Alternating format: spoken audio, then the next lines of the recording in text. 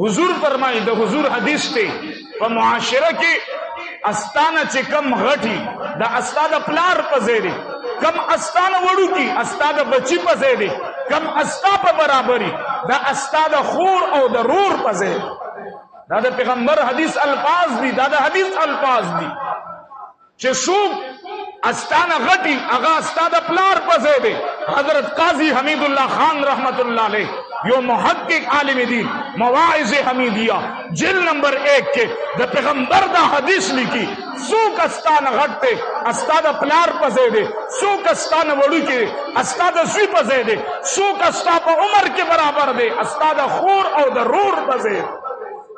او دام لکھی دا پیغمبر حدیث بیچ کل تو پا خندا باندے پا مسکراہٹ سرا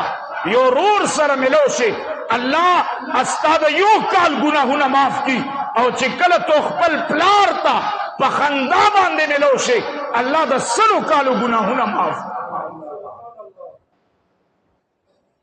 مور پلار تا چکل بندہ پا خندا ملاوی گی دا سو کالو گناہونا معاف کی سو کالو او کل عام مسلمان سر کل پا خندا کے